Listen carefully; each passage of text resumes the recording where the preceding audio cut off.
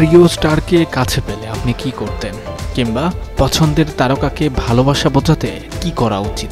ব্যক্তি বিশেষে এর উত্তর ভিন্ন হতে পারে। তবে বলিউড তারকা সঞ্জয় দত্তের জন্য তার এক ভক্ত যা করলেন তা সত্যি চমকে দেওয়ার মতো।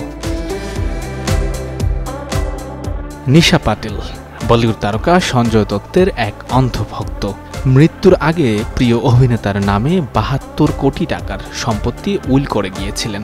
সম্প্রতি সঞ্জয় দত্ত নিজেই এই ঘটনা নিয়ে মুখ খুলেছেন এবং জানিয়েছেন তিনি সেই বিপুল অর্থের কি করেছিলেন। ২০১৮ সালে ঘটে যাওয়া এই ঘটনাটি সম্প্রতি আবারও আলোচনায় উঠে এসেছে।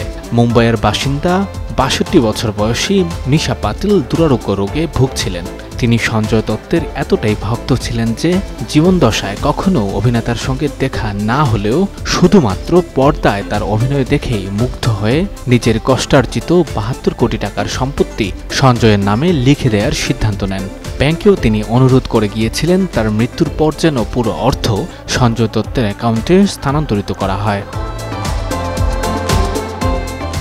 সম্প্রতি এক সাক্ষাৎকারে সঞ্জয় দত্ত এই প্রসঙ্গে কথা বলেছেন। তিনি জানান, ঘটনাটি জানতে পেরে তিনি পুরোপুরি হতবাক হয়ে গিয়েছিলেন। তবে তিনি নৈতিকভাবে সিদ্ধান্ত নেন যে এই বিপুল অর্থ তিনি নিশা পাটিলের পরিবারের কাছেই ফিরিয়ে দেবেন। সঞ্জয় বলেন, আমি এই পুরো টাকাটা তার পরিবারকে ফিরিয়ে দিই। আমি তো নিশা পাটিলকে চিনতামই না, তবে পুরো ঘটনায় আমি খুবই অভিভূত হয়েছি। সঞ্জয় দত্ত, যুগান্তর নিউজ।